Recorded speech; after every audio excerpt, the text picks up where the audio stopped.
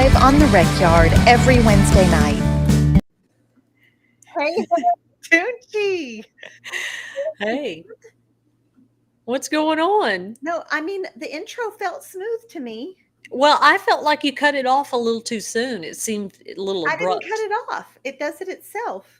Really? Because it sounded a little clipped. You just are looking for something to criticize me about in the production aspect of this show. You are always searching. I'm not. I just, it just sounded a little. Are we getting a call? Right after I put the silent mode. Apparently, I turned the silent mode off instead of on. And so that was my sweet grandmother texting me some important information, I'm sure. Oh, she's at the casino and she won $1,000. So she sent me a picture. Good. It was a nice little picture. Gmo, good job. Now she's gonna be there tonight and tomorrow night. So I'm not going to get excited about her bringing this little win home. Because it's going right back into the machine. Precisely. So guys, it is Wednesday night. We are on the Recyard Women's Prison podcast. And this week, this is a pre-recorded episode. So in real time right here, it is Tuesday night. Toonche is going to get sick eating these candy corns. She has eaten half a bag of candy corns already. Guys, I didn't even know they sold candy corn in September. Yeah, with the little pumpkins. Yeah, I mean, they start Halloween at the beginning of September, and that's one of my favorite holidays, so I couldn't wait. So there you are. And I feel sick. We're discombobulated as usual because as usual, this week has taken us by the hair. Literally, I just feel like I've been dragged around all week like that. But it's always just such a pleasure, Toonche, to hang out with you and with our folks. Now, are you going to be in the chat tomorrow night? Are you going to be in the chat? Tell the people if you're here or not. Yes, I will. Okay. Yes, I'll be here. Could you put the candy corn down so we can do this podcast? It's done. You're finished? Okay. I'm sorry. Hey, Toonche, let's do a weekly recap. I haven't said, I'm Marci Marie. And I'm Toonche. Let's do that weekly recap. What went on for you this past week? Didn't we have some things? Here we go again. But you had a panel discussion. I did. Let's talk about that. Yeah, I had a panel discussion with Texas Apple Seeds, Dr. Carry-On. She does phenomenal work there. And just the importance of making sure that system impact people are a part of the process, part of advocacy, a part of research. So that went really well. There was pretty crowded. It was during the Texas Tribune Festival. So that was really cool. I always like talking about, when we talk about healing, what does that mean? Well, it means doing that without a carceral system. Like the things that help me, the things that help Marci, all of our friends, it wasn't prison. Right. It was community and it was support. If prison was a deterrent, then guess what? We'd have no one in there. So it was good discussion. Awesome. And that's exactly right. And you made me immediately think about that podcast interview. I listened to Rosie's podcast, which is Onward with Rosie O'Donnell. You can hear it anywhere. I think it's sponsored by iHeartRadio, but you can hear it wherever you hear your podcast. Y'all, she interviewed Lyle Menendez and he was on the jail phone. You hear this call will be monitored and recorded. Like you hear all of that it's him. The call length on his phone was 15 minutes. So he has to hang up and call back. But the point of that is it was an incredible interview. Rosie took such care with his story. She did not exploit his story. She did not ask for gruesome details. We already know what happened that night with his parents was horrific and traumatic for him and his brother and all parties involved. We already know that that was a life-shattering move, but she talked about just how violence begets violence, childhood trauma, and what those boys had endured. It got to a boiling point, and then more violence happened, and then they went into the carceral system, into the California prisons, and then guess what? They were victimized again, right? Because that's what happens to people that go to prison. They end up being victims again. So they start usually as victims, then they commit a crime and victimize someone else, and then they end up in prison and now they're victims again, and then they get out, and it's just this big cycle, and that's why our recidivism rate is so high.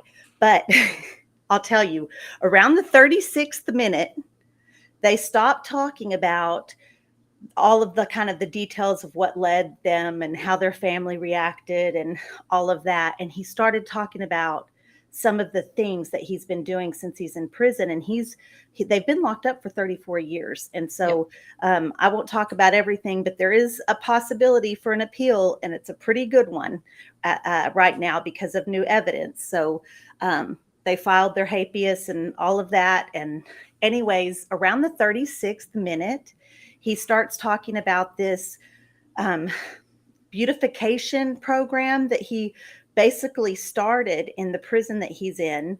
And they are taking like prisons in Norway and Sweden, and they're using them as a model, because what we know about those prisons, and particularly Norway, is that the recidivism, they changed their prisons from a carceral setting to a more healing, even just in appearance. And their recidivism rates dropped from 70 in the 70s to 20. Wow. Like one of the lowest. Incredible. And so just based on that, he was able to make his presentation. They got funding. He's working with outside organizations to make it happen. And he just talks about that very thing, is that most of the people that he's incarcerated with were victims of some sort of childhood trauma. And then they committed their crime, and now they're here. And this is not the environment that you can heal from that trauma. Right. So yeah, it was incredible. Please listen to it. If you only listen to one of her episodes, y'all, this is the one, because it's just such an important, the way she handled the story and was able to get the details without making him feel used and abused, like often those true crime kind of shows do. But you still get some insight into it. So you get that little, for you true crime folks, you do get that little insight, but it's done in a tactful, caring way. Mm-hmm. And then the way he talks about what he's doing and what his plans are to do if he actually gets to come home. Yeah, I could go on about that. I listened to it twice today. I was in the car a lot, but I re-listened to it because it was that good. And I thought, I know I've missed something. So I want to make sure that I get everything. It was a good one. But we did have other things happen this week. We had the ballpark. Oh yeah. Tell everybody how we got together in Dallas. Yeah, we had we had a Linus kind of a community team building event. We had a dinner and we got to visit. I think there were 9 of us. So we got to have the dinner. Someone had donated us Rangers baseball tickets. And so we got to go to the ball game. Toonche and I were on the prison show, the radio show. Yeah. And so we got to kind of tell them about what we were doing. We got to send some encouragement on the inside. If you guys, that's a show that I think it airs every Friday night, and it plays on the radio stations that Huntsville picks up. And so a lot of prisons get to hear that show. And then we had a little sleepover. That was fun too. Yeah, it was. Gosh, we didn't, I think I finally passed out around 2 or 3. Yeah. I remember just slow blinking, looking at you and Ariana, and then I was gone. Yeah, we were just talking away. We were really talking, but Ariana had a couple Red Bulls, so she was really awake. Yeah, so it was fun, and then we had breakfast, and yeah, it was a good time. It was just a good community and visiting, and I think that Dallas team is coming in hot Yeah, for membership. for Man, sure. Dallas is ready to make some moves. So yeah, and that's another thing. If you are anywhere in Texas, Linus is not just in Austin, it's statewide, and we have regional directors statewide, and we'll connect you with a group in your area. You get a hold of us if you want to do something. Advocacy comes on all levels, right? It's not just gung-ho. Like, I think you guys sometimes might look at Toonche and I and be like, oh man, that's too much. I can't do Right. that. I'm not telling my story out there. I'm not getting in front of the people. And that's fine, because you can get a lot done uh, in an email. Right. Right. And we need all of it, right? Numbers matter. Numbers are important. So anything else? Am I Well, forgetting? this weekend we will be in Huntsville, Texas. We will be at the it was a conference. Let me get the exact title here. The Texas Correctional Education Conference, hosted by Lee College. So me and Marcy will both be there. I'll be talking on Friday. There'll be a lot of good presentations. We're talking about higher education in prison, and as women, we know that that is way behind the men's opportunities. So Marcy will be doing some training on that Saturday. Tell them what you'll be talking about. Well, I'm going to be talking about social advocacy through storytelling, just kind of how to use your personal experiences to change the narrative. I think that's one thing I didn't realize when I got home, is how many people just didn't know it was like that in prison. And I would make some cute little TikTok about washing my bra in the shower or something, and they'd be like, what? You had to hide your wet bra? And it was so funny. Like, those first few months that I got home, and I was still like deprogramming, because prison does change your mental state. We're going to be talking about that. So I was still like deprogramming and adjusting back to the rules out here. And it didn't, you get kind of complacent with that harmful environment. And you get to a point years in where you're not just actively and consciously aware of the ways that you're being harmed, Mhm. and even the small ways, right? And then you get home, and people's reaction, they say it all. They say it all. And so just how telling your story, even to small groups, not necessarily, you don't have to get on TikTok if you don't want to, right? But even just in your family. And so we're just going to be talking about that, and that'll be fun. Cool. Yeah. Yeah. And then I may miss it because I want to get back to Williamson County for a friend of ours. She's running for House District. I think it's 52. I hope Angel doesn't get me for not having the number right, but 52.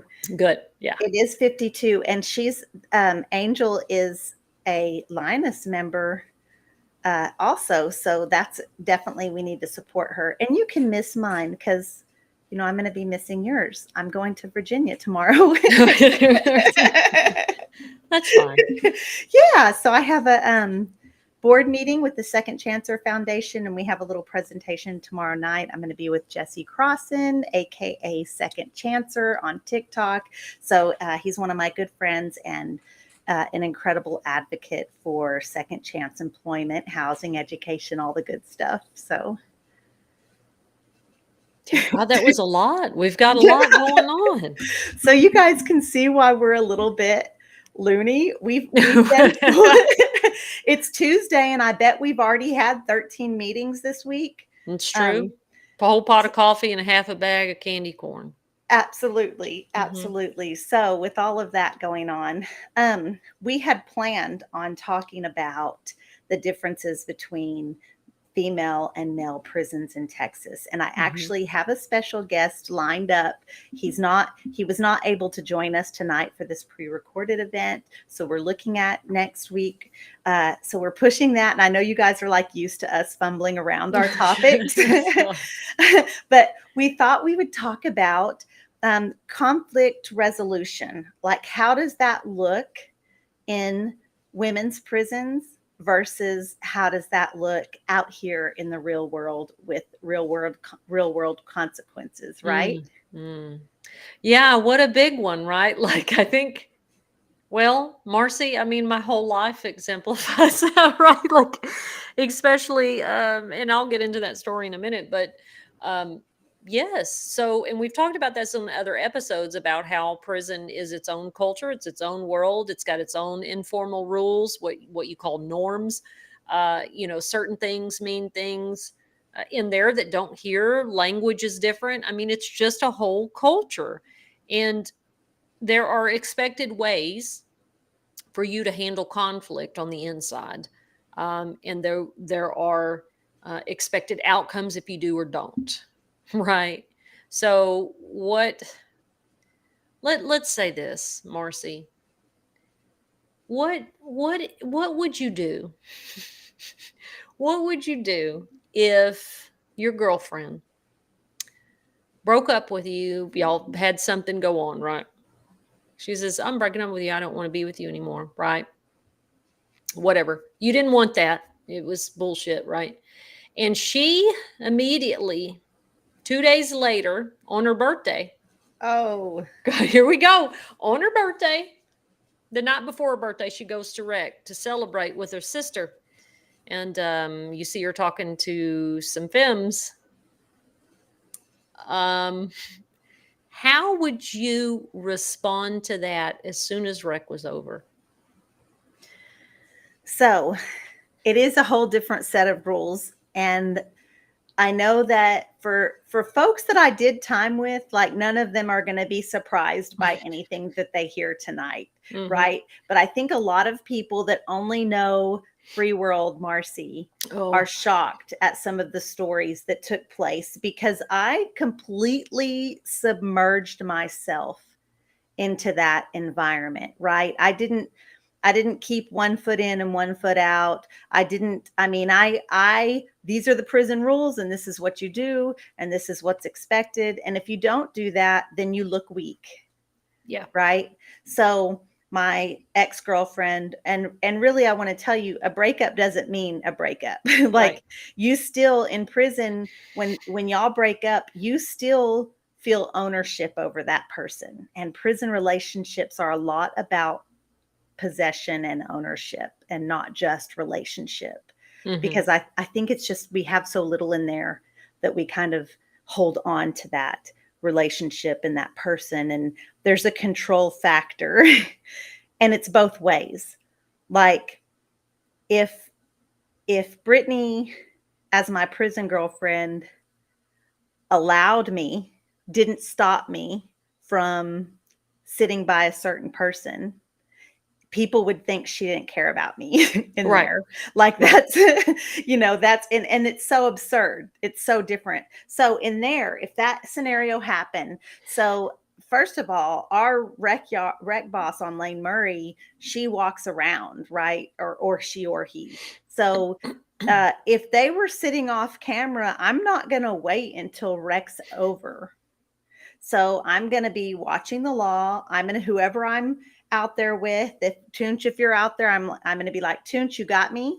And if they're sitting down in the corner somewhere off camera, and it's safely off camera and the officer's not watching, I'm going to walk by, and I'm either going to grab one of them by the hair and jerk their head back and keep walking like nothing happened, or if they're like leaning back on their hands or something, chilling, I'm going to like crush their fingers with my hands. If I have a water bottle with me, I'm going to dash them with the water as I walk by.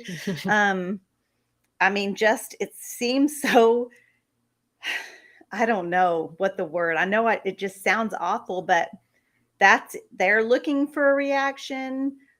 everyone's looking for a reaction. Everyone knows it's going to happen in that scenario that you laid Everybody's out. watching, Yeah. right? Because it would be like, girl, Marcy came to wreck.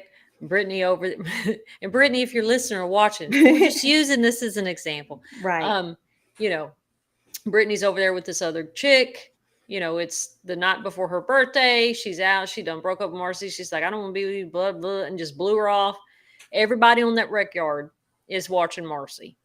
And they're watching too, right? Yeah. They're at the corner, and that moment has to be very quick, and it has to be just in that space that they have lost their attention for just a moment. Mm-hmm. Right. And, imagine this is the way your culture has taught you, because remember, words mean something else to us too. So the word disrespect does not mean the same thing. Well, certainly for people with borderline personality disorder, words mean something different anyway with emotions.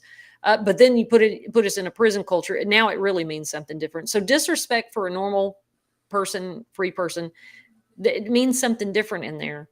And so, you have these different values that if Marcy didn't do that, she's weak. If, Ooh, they punked her. Ooh, they punked her. Girl, Marcy. look them right here in her face, and she just doing nothing, right? Like, in everything that happens in there, if somebody sees that and thinks that, then everybody's going to treat Marcy that way. Everybody would punk her, right? Because she did not do what she is supposed to do in that situation and culture. So I ask you that specific incident to see what you're going to say. So when I got out of prison the first time, remember, y'all, I grew up there. 15 to age 25. So imagine these scenarios that Marcy's saying.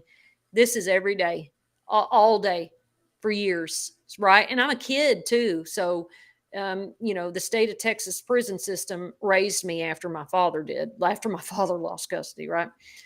And so when I get out and I'm an adult, Marcy, I'm 25, 26 at the time, 30 years old. I'd been out 4 or 5 years, but still, baby, I still reacted and treated people the same way I did on the inside. It was ingrained in me.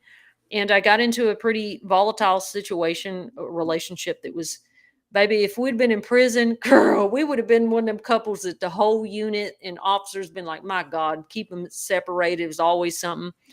And, all that back and forth mind games and all this stuff. Anyway, she broke up with me, Marcy, couple of days before her birthday. And she was going out that night, the night before her birthday, with her sister. Now, I didn't know, but you always have that one friend, right? So I was talking to my friend. I was watching Charmed, was at my apartment. And she goes, girl, what are you doing tonight? And I said, nothing. She goes like, oh, I heard so-and-so was going to Chance's, which that was the lesbian bar in Houston at the time. And so with her sister, and I immediately, like rage and jealousy and terror. I said, what? And she's like, no, I'm just telling you, girl, don't go down there. And I was like, boop, done, hung up the phone, called my other friend. She said, girl, it's my graduation tomorrow. Please don't do anything. I said, no, I'm just going to go. I'm just going to go. I'm just going to circle them. Like, I'm just going to go and show up. And I did. And what's happening? She's flirting with somebody. Other stuff's going on. Of course, I was drinking a lot. I end up at her house in the middle of the night. In the free world. In the free world. Still in prison in my head. Mm-hmm. Because just like you said, you don't disrespect me like that, right? Go to her house and throw myself through her window. Put my hands on her, put my hands on her sister. The police show up in the morning, drag me down the stairs, and I'm in prison for another 10 years. And, a lot of times it's like people say, well, you'd been drinking a lot. Girl, that was self-medication for mental health stuff. I shouldn't have been doing that anyway, right? But it wouldn't have mattered, because even if I had not been drinking, there were already moments that already happened that were similar that being sober, I barely held on because my mind was telling me to react just the way you would have. And I did, like even worse. Um, and that was hard for me when I got out the first time, because anytime conflict or problems happened, and not just romantic relationship, the instant desire or instinct to protect myself or protect whatever I felt like I needed to in my head, um, it was difficult. It was difficult the second time I got out of prison. Praise God, I'm further along in my therapy, because there's been some moments. Whoa. It is Oh, difficult. I can imagine like you being even more almost, I mean, it's not brainwashed, but I mean, if you live in uh Germany where they do things differently for your whole childhood, you're going to come to the United States and still do some of those things. It's habitual, it's ingrained in you. You grew up with that. And even as me, I spent my 30s incarcerated. I mean, I came home as a 40 year old woman, 41-year-old woman, and even then, even had been raised in a very nonviolent household, been raised with conflict resolution training. mhm. My parents set me down. They didn't encourage violence. They weren't one of those kids that if somebody hits you, you knock them out. They just weren't. They're hippies.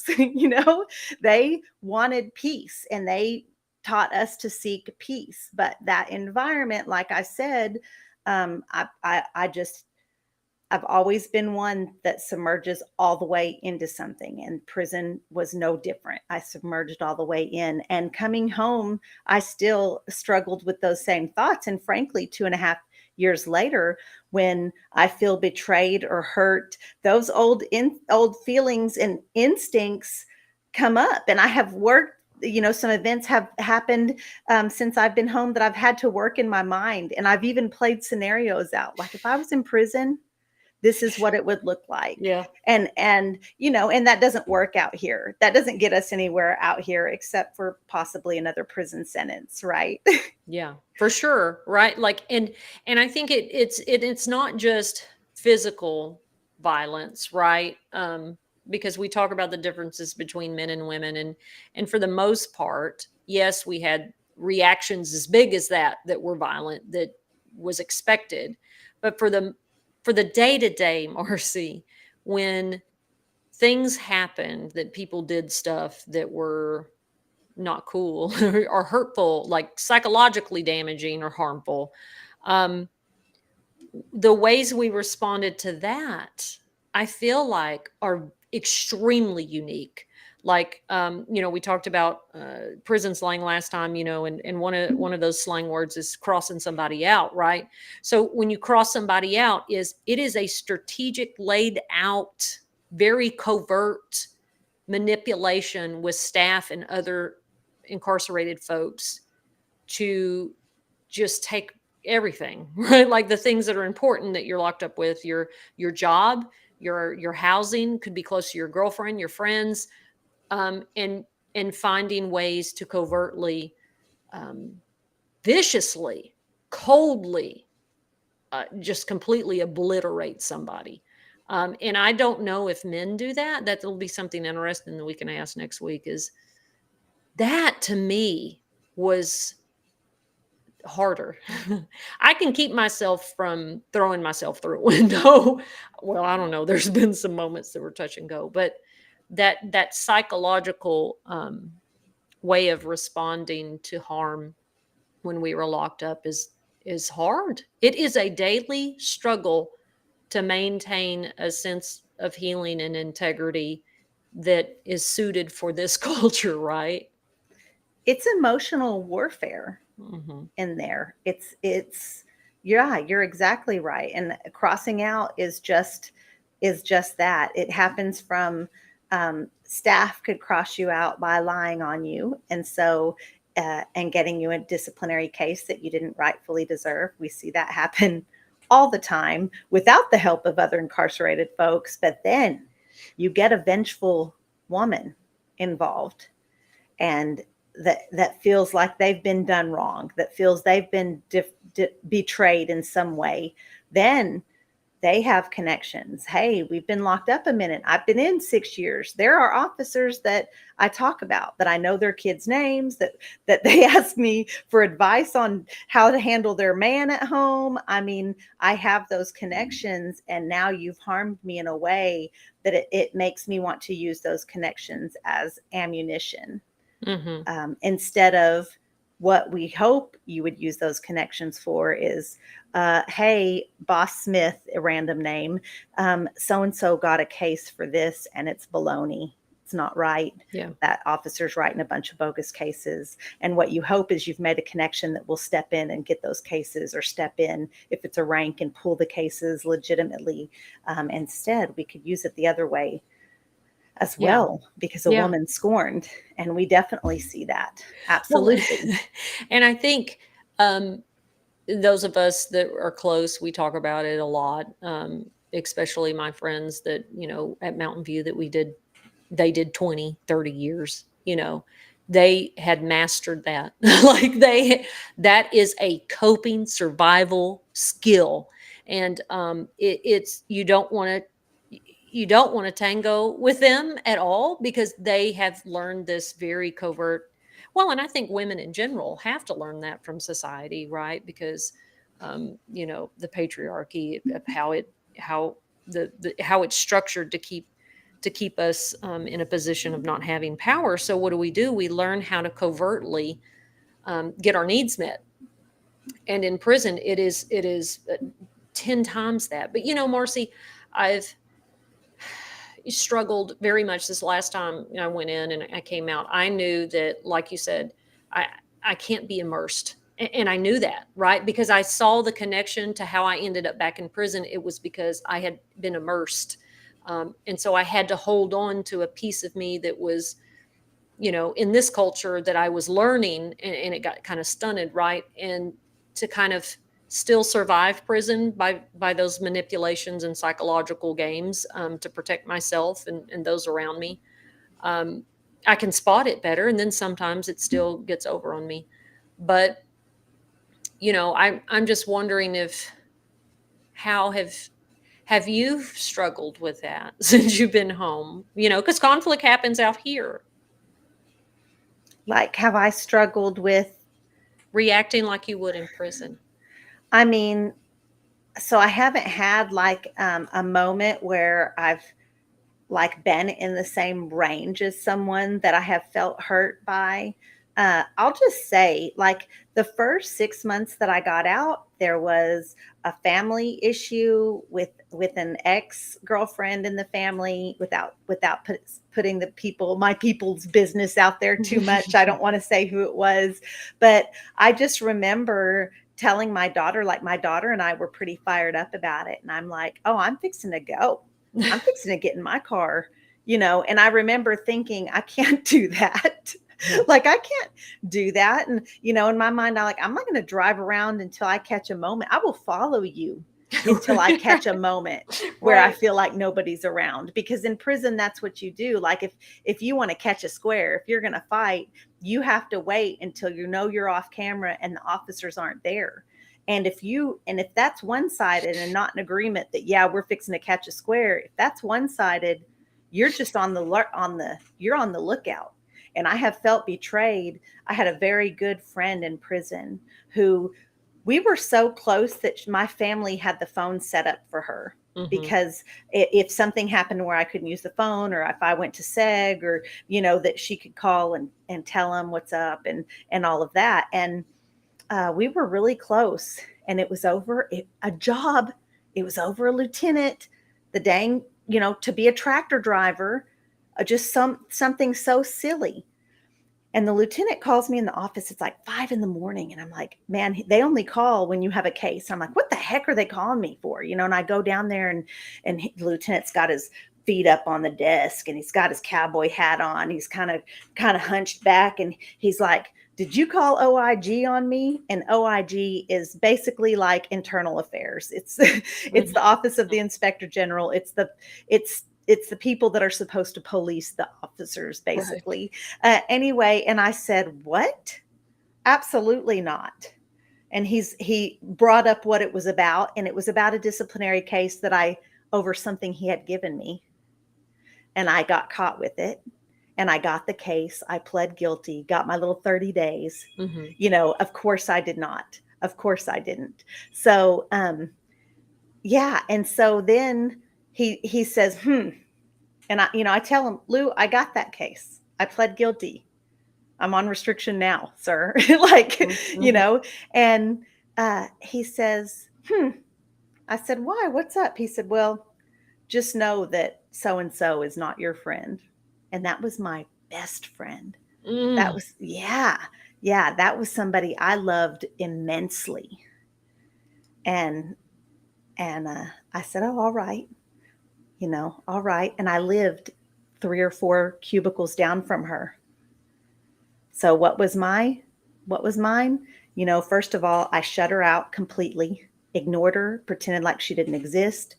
She cried to me, not understand. She didn't know that I knew, and then I watch for my opportunity to get her, because I know that she has disrespected me and betrayed me in a way where the rules here mean violence is the response for that. It's not only accepted, it's expected. Violence is the expected response. So what do? I go, I wait. I'm at my cubicle and I wait all day. And she knows I'm waiting because the way I'm acting, right? She doesn't go to the shower area by herself. She doesn't go wash her hands by herself. Well, after 10 o'clock bed book count, the second count leaves out. And I guess she thought I wouldn't do it at that time.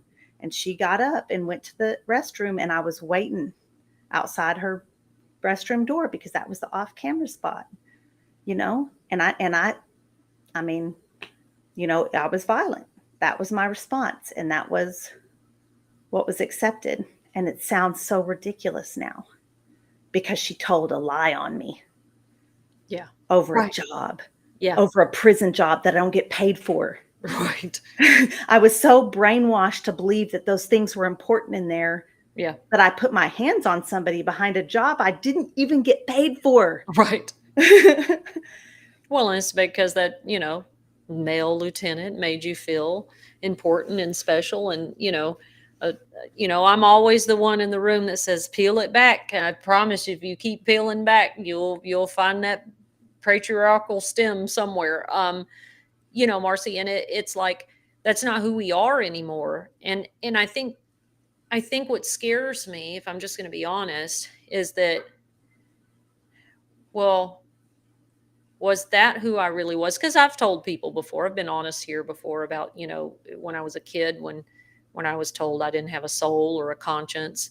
And I struggled with that for a long time of, well, maybe I don't. Maybe that is who I am. Like, maybe if prison is telling me that's who I am and this is the way I'm supposed to respond, maybe this is who I am. And so this second time when I got out, I knew that I didn't want to handle it like you just did, right? Like, I didn't want to handle it when I threw myself through the window or the myriad of other things that I did through 19 years of prison, right?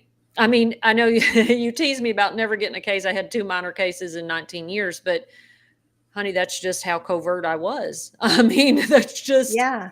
You knew how to navigate that. You knew how to navigate that without getting in trouble. And that's a whole nother thing, right? As many physical altercations as I was in prison, I don't have one case for one.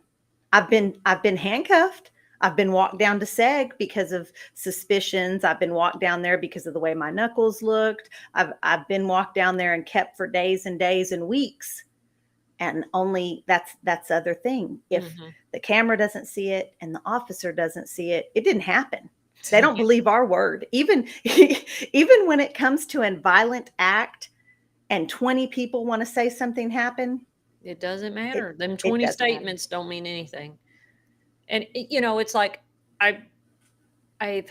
since I've been home this time, and I've had some real moments. Girl, I have, like, not just with girlfriends, but friends, strangers, some real moments of that stuff getting triggered, just like I did before I threw myself through that girl's window.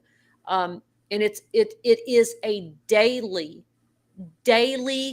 combating that prison voice in my head constantly, and I think like you said, people see you now and they're like, oh, she's so precious, little girl.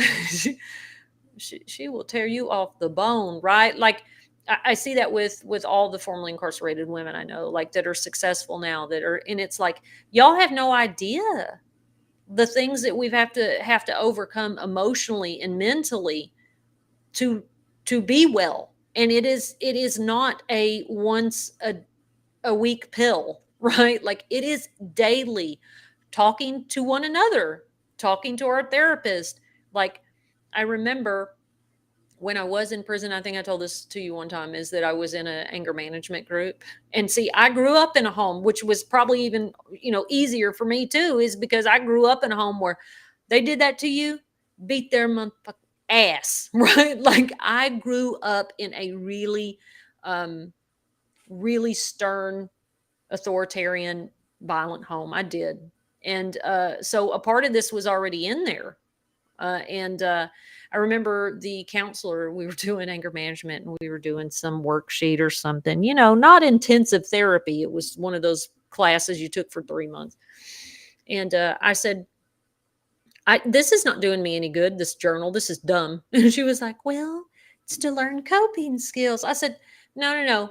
Tell me why it's wrong that if somebody does something to me, I don't respond and bust their teeth out, right? Tell me why that's wrong. And I meant it. Marci, I was like, tell me, because you can give me all the coping skills. You can give me all the journaling and all the stuff that helps you identify your anger and do other things with it. But if I don't believe it's wrong, I'll never change it. And I don't know if she just didn't know how to respond to that, because I was really trying to work on what the hell was wrong with me. And she goes, well, because you end up in prison. I said, ma'am, no offense, that didn't stop me the second time. Because that night, when I found out that girl was going to that bar with somebody else on her birthday and broke up with me and tossed me aside like a discarded soda can after all the stuff I'd poured in, that it was on and popping. You disrespect me, and my prison and my childhood training came in. I said, you tell me why it's wrong. And through, God, the next 10 years, I've had to learn why it's wrong. It doesn't come natural. And I think this is something we've talked about in trauma-informed care. You are asking children and people to do something that they literally have no idea to do. And it may sound like common sense that people should know you shouldn't hit each other in the mouth, but that was not common sense to me growing up in the prison system. And it's taken real work. And it's tough. And also just the reaction of violence is okay if it's behind someone you care about, like, and expected, almost similar, like men, and we can discuss this next week also, but similar, like men they have organizations, they have their affiliations, and you swing behind those. Well, women have that in a sense too. Our play families, our close friends. Oh, if you did this to her, I'm getting you. And you don't get caught slipping around me, because if you're not paying attention when the law's not around, I'm coming. And I won't forget. Right. I won't forget for years and wait for that moment. Yeah, most definitely. So how does that look for us now, right? Because I want to finish on, I mean, it's because it's there. And that little scenarios that Toonche and I talked about, that wasn't one time. It wasn't this, so one time in prison, this happened. No, it was lots of times in our prison life, in our prison mental life, these kind of things happen. And Marci, let me just use this as an example to get people to really understand what you're talking about, is that, again, talking about the covert ways that women respond to conflict inside prison, the violence will pop, the physical violence will pop, but like Marci said, that kind of psychological crossing each other out and all this stuff, you know, waiting for years to do it, right? I had a friend that when she got out, she had to be checked into, and she never had mental health problems while we were inside. Like, she was there actually for something that she didn't do. But she had to check herself into a hospital, and she was diagnosed with, you know, the PTSD that now is related to prison, but also with paranoia, ideation stuff, because she was so paranoid all the time that people were out to get her. Like, we could just be somewhere and she's like, mm-mm. Like, why did that lady say that like that? Like she's going to do something to us. Like, we live, even now, some of our closest friends will tell me, girl, I just don't know, because I feel like something's going to happen. People are going to get us. I'm like, honey, people don't do that out here. Right. You That know is what I not the mean? way free world folks operate. They don't have that mindset. They're Yeah, not, nobody's out to get you. Nobody's dropping forms, because in right. prison that's what it is a paper. You drop a form to classification telling them this, or, you know, and these are just some of the underhanded things that women do to each other in the penitentiary to cope with conflict. That's not what folks are doing out here, you know. So what has worked for you, Toonche, to stop some of that? You talked about therapy. So I'll say definitely friendships, like being Yeah. in groups, safe places where I can vocalize, man, my prison self is here. And it's, and Right. I need people to say, no, you know, we're not going to do that. And this is why. And those things don't even really make you feel better, right? It just makes it feel complete. Like, okay, well, now I've done something. Right. But the act, a violent act, doesn't make you feel better, you Right. know. So Right. No, you're right. Like, you know, I think we've talked about before, you know, feelings of like, okay, well, I don't want to feel this, right? Like, I want to change how I feel. Um, but doing those things that we just talked about are not going to change that, right? And it's like, what do you deal with if someone on the inside has done something, lied on you, betrayed you, crossed you out? You know, I remember. Let me tell you, when I was at Terrace, and I told you and Lori the story, but when I was at Terrace, somebody was on a campaign to cross me out. I got switched out with one of the clerks because she was messing around with this girl in cell block, and she was kind of being a trick, right? The girl was taking her money. So they moved her off the unit and switched me. I got in trouble in the library because they thought I was down there with my girlfriend, but couldn't catch me slipping, right? But anyway, so I'm at this unit. I had done most of my 10 years at Riverside, minus a few months at Lane Murray. So Terrace doesn't really know me. And we had cell block, we had medium custody. And I was working in the education building. So every time they came for chow or whatever they were doing, they were cussing me out. You snitching ass. Like, I'm like, my God. And I'm not a snitch. You know what I mean? Like, I've never done that. And they harassed me constantly, Marci, threatening to beat me. Like, I mean, just crazy stuff. And I'm like, what is happening? The unit people are shunning me. There's like this, like, nobody will talk to me. And I'm like, I'm miserable. But, you know, every day I go back to the dorm, clean my cubicle, eat my little dinner. I'm polite, you know, to my neighbors. You know, I'm a charming person. I know that I am. And so I just was me. And I found out that this girl was telling all these people this to somehow cross me out so that they would move her back to the unit. Dumb, right? Like, you got moved for a reason, dummy, right? And I would tell people, like, they're not going to do that even if y'all got rid of me. They moved her because she was a problem. So anyway, one day I'm cleaning, I'm in this girl that she lived across from me. She said, "Can I talk to you?" I said, "Sure." She said, "I just can't do it." I said, "Well, what are you talking about?" She said, I can't do it. Her name was Connie. I'm gonna put it out there. She said, Connie offered to pay me $100 to put, because she'd have her dude put the money on her books. And the girl was indigent. So, $100 to an indigent person was a big deal. She Mm-hmm. said she'd pay me $100 if I hid razor blades in your cubicle. Marci, I was 2 months away from seeing parole for the first time. I was devastated. I was like, oh my God. Because y'all that are listening, they don't give a damn. If they find them razor blades in your cubicle taped up under your bed, they don't care. You're getting the case. So after this, I always check my cubicle every day when I came in. But I said, please God, don't do that. She goes, I'm not. She said, I watched you. And I heard what she told me. You were a snitch. You did this, that you were racist. She said, I watched you. You came in every day. You always call me ma'am. Yes, ma'am, because I always do that. She goes, and you asked me if I was hungry, like you cleaned up, and you've just been always very kind to me. And something started to feel off. And I was like, I can't do this. That something's wrong. What Connie's telling me is something is wrong. I can't do it. She's lying to me.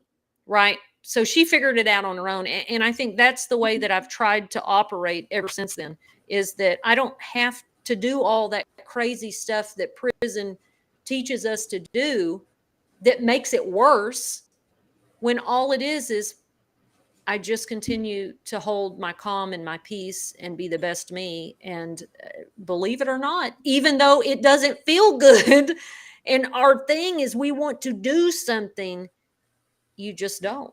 And that's how I have been able to survive differently out here.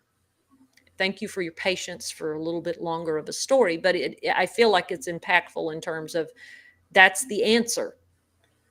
That is, I think you're right. That is, that we don't always have to react when someone else, especially when it's a verbal something, especially when your own character and your own actions, and your own, your own interactions with people, they speak volumes more than you trying to explain why someone else is salty enough to be pulling your name through the gutter, or whatever those expressions are that are just talking down about you. And on social media, I get folks, especially, it was really hardcore for a while there when I was on some of the officer Facebook groups, when some salty ex-officers or current officers, I don't know, had posted my picture and my stuff. And then all of a sudden I got all these nameless, faceless accounts attacking me. But on social media, it's really easy because you can just block them.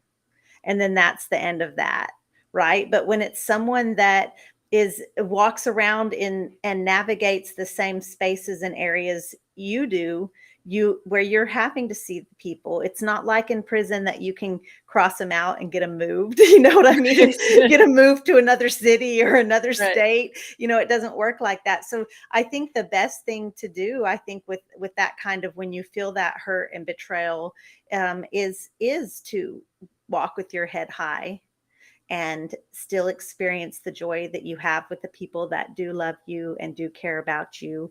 And actions speak louder than words, right? Positive actions speak volumes more than talking down about people or trying to defend yourself against lies. Well, yeah. And, I remember when I was at Mountain View, and, I still had to navigate things within that culture. Right. But I just remember so many times, Marci, telling people, I tell Serena now when she calls me, I'm like, girl, stop. People can say whatever they want to. No, she's not going to say that about me. So I told her, and I went to her and I said, why would you do that? I've told you 1,000 times to stop doing that. I said, that woman can say whatever she wants to. What are you going to do? You're going to slap her in the mouth in the boiler room. Y'all both going to go to SEG. And then guess what? She's still going to say it. So, and that's in prison. That's a thing. Like, keep my name out your mouth, girl. That girl better keep my name out her mouth. If she doesn't, and that's real. And I don't know, it was like my 8th year, maybe, when something just occurred to me that you don't have any control over what comes out of other people's mouths. And for me personally, that relieved so much from me, like responsibility. I have no responsibility over what comes out of the next person's mouths. And as aggressive as I was at times in prison, I was very much a peacemaker between other parties. Like I could calm people down. I could keep people out of trouble. I was able to talk to officers to keep people out of trouble.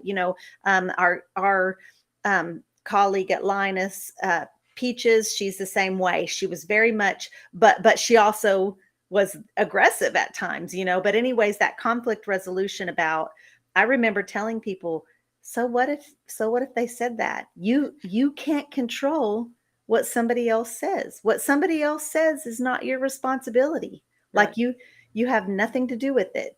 And I remember what kind of peace that brought me in there. And I need to remember that again now. Like I have no control when somebody gets on social media and says something, or when someone acts like maybe I don't belong in a certain space for whatever reason. I need to remember that has nothing to do with me.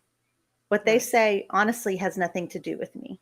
So Right. I mean, and Marcy, this is a big transition for us to Yes. be able to say, I'm not going to bring my prison self right now. I'm going to ask her to just sit back down on the bench and, just keep moving forward in, the joy and the companionship and the great things, right? Like I don't have to respond like the way the system raised me to respond to conflict. I don't have to.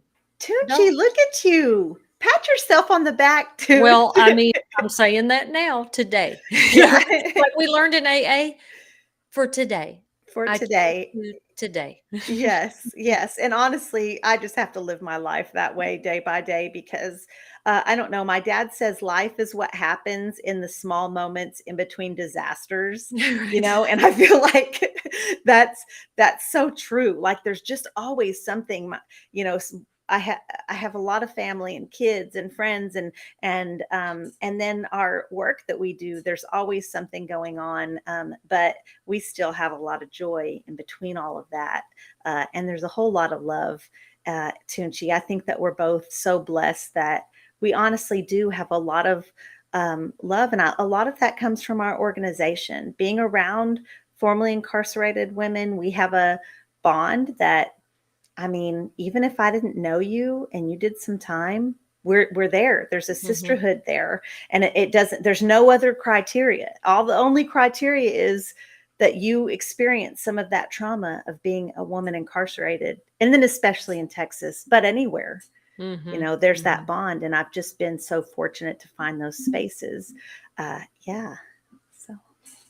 Now, see, we ended on a happier note. We did. Other than I caught that hoe in the corner. Or in the shower. In the shower, and I beat her ass. What was I doing? Jumping in the girl's shower. She was lathering up with soap, and I pop in there. Golly, duck walk to the shower. No, we're not about that life anymore. We're about healing and restoration and being that person for each other, right? And for the women in our circle and the men too, because I have some good men. So shout out to my brother and my dad, especially. There's certainly some good men in my life also, but yeah. Well, this was a good discussion, right? It was, Toonche. Any final thoughts? Hear how you better leave me and Marcy. No, this was great. Well, what we're going to talk. So next we got 2 minutes because we have to close. Yes. Absolutely, for certain. That's what we're talking about, the differences between men's prisons and women's prisons, which is massive, and I can't wait. So we have 2 potential guests. The first, our first is Michael Galloway, who is incredible, did his time in Texas, and I can't wait for you guys to talk to him. He's a Swiftie. He is a Swiftie. You're right. He loves Taylor Swift also. And then I'm also been talking to someone else, Houston Smooth. I interviewed him on my YouTube, but he might be available. So there might be 4 of us, or he might hop on separate. We'll just see how it goes. You know us, we never know. We're just going to do it at the moment. So, guys, you are listening to On the Rec Yard Women's Prison podcast. We are live every Wednesday night at 7 p.m. You can listen to us anywhere you hear your favorite podcasts. If you're listening to us, please put a review in Spotify, Apple Music. If you are watching us live, please comment, like, and share this video. All the good things. We appreciate you all so very much. Thank y'all for hanging out with us on the Rec Yard Women's Prison Podcast with Marci Marie and Toonche. Make sure and subscribe to our channels so you'll never miss a rec night.